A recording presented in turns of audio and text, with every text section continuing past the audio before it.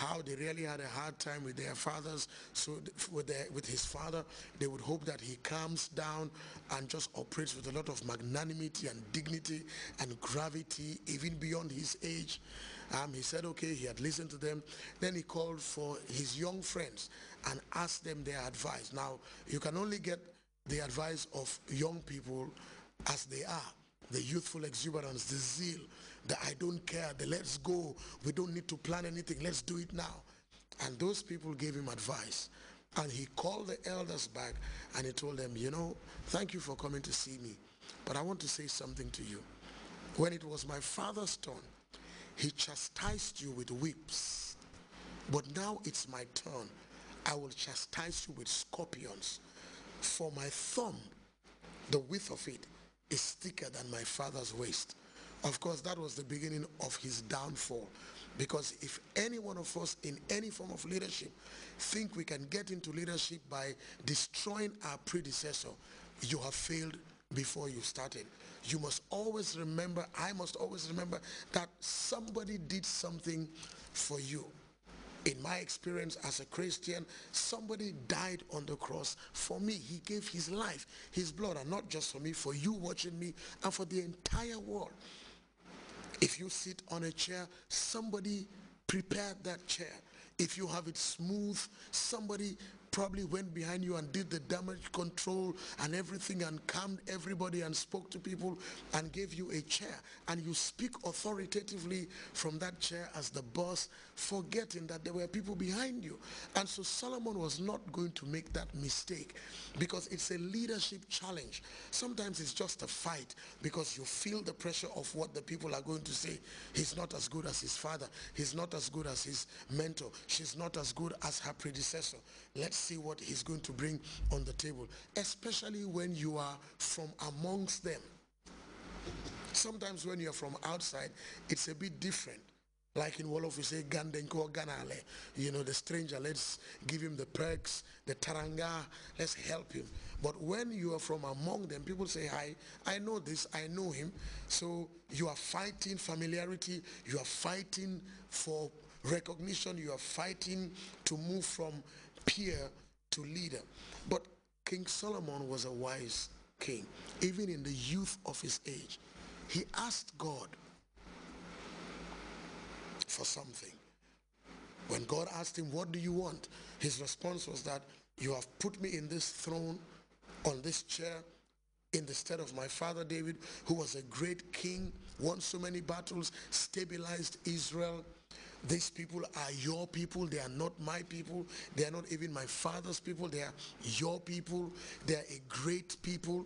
If we can pull out their greatness will show. No matter the people we have around when we lead, even if they're a band of hooligans and slum dwellers and criminals and crooks, if we can press the right buttons, if we can strategize with them, if we can give them a preferred future, give them a timeline and model it for them, chances are the greatness and the good in every person will come out, because God never created any of us to be a failure, to be a criminal, to be at the bottom. God embedded in us, in our being, the seed of greatness, and we must know how to bring it out. So when you are great, it's not because you are better. You are not born to be great. Somebody gave you a chance. And so King Solomon said to God, you have done all this for me. Now I am sitting on the throne. Who am I? I am but a young boy. I do not even know how to go in and come out. I don't understand the dynamics of royal protocol and diplomacy and how to speak and all that. So give me three things or two things. One, give me a large heart. Give me an understanding heart. I like to call it an accommodating heart, where in leadership you take a lot of nonsense. You take the undermining, you take the disloyalty, you take the fanaticism, you take those who are scheming because of what they can get, those who are stabbing you while they are smiling, those who say we will be with you forever but they are lying. You take it all, because it's not them as it is you, the leader. I like what a great preacher said, and it's become one of my maxims in my life. He said a leader is like somebody that was called to drive a bus from point A to point B. in the Gambia, let's say from Banjul to Banjul International Airport, which is not in Banjul, by the way, if you're a non-Gambian, it's in Yundum. And so you are driving this 14-mile journey. Now, on the pathway and the journey from Banjul, let's say the arch, to the airport, because it's a bus, some people will come on, and you might think they're going all the way to the airport. Some people will get off. Some people you might see running and flagging you, driver, driver, driver, don't leave me. And they're running and they're sweating. And you apply your air brakes and you're sure that this person is going with me to the last point. And they're coming down at the next stop. Now, you don't get upset because they made you go every 2 stops. You are stopping, you are starting, you are pumping your air brakes, the hydraulic, you are trafficating, you are turning this big steering, you're getting upset. Your own responsibility, as that preacher said, is to drive the bus in accordance with he who gave you the mandate, the instructions, the direction, the vocation, the calling, the skills, the training, and elevated you to that position. Drive the bus. Whether people get on or people get off, you drive the bus. So to do that means you have an accommodating heart. You need, I need, we all need, in any form of leadership, an accommodating heart. Let's take the educational system, for example. You know, I know many years ago when I was a young boy in school, we had the A stream and the B stream. Some schools even went to the C and the D stream. I think that was very lacking in motivation. That's my personal view. Very lacking in motivation for any student, because life is not for the A's against the B's and the C's against the D's. Because life has now shown that sometimes the people that run the world economically, financially, were the people we call the C students in the world. And they, because of their entrepreneurial skills, have employed the A students for their brain. And I'm told the B students all work for the governments of the world. So the people that run the show were the C students, the Richard Bransons, the Bill Gates, the people who were told that they do not have a business plan to make life.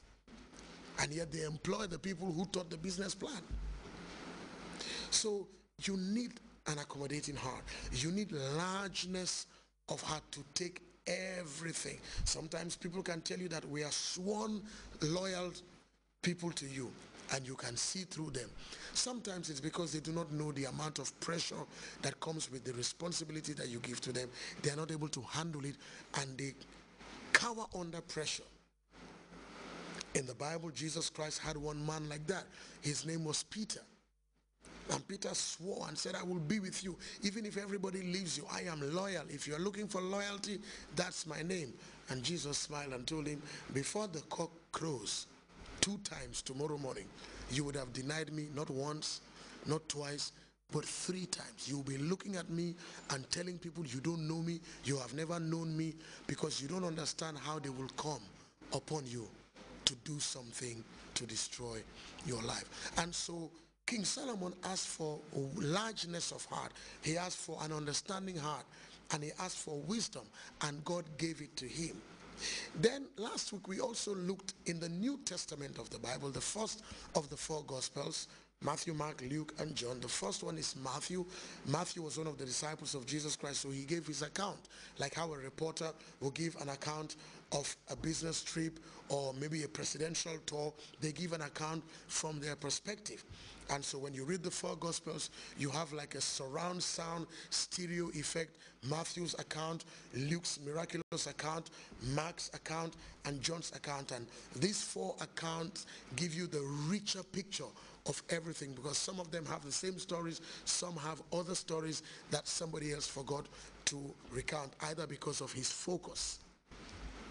Now, in Matthew's Gospel, chapter 20, as Jesus Christ was walking and teaching his disciples, preparing them and mentoring them, something happened.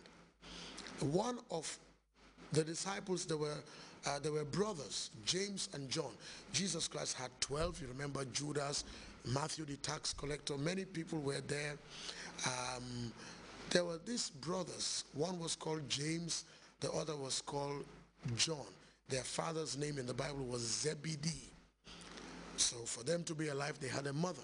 So one day, as Jesus Christ was doing what he was doing, the mother of these 2 young disciples came and asked Jesus quietly, because you can never tell what's in people's hearts.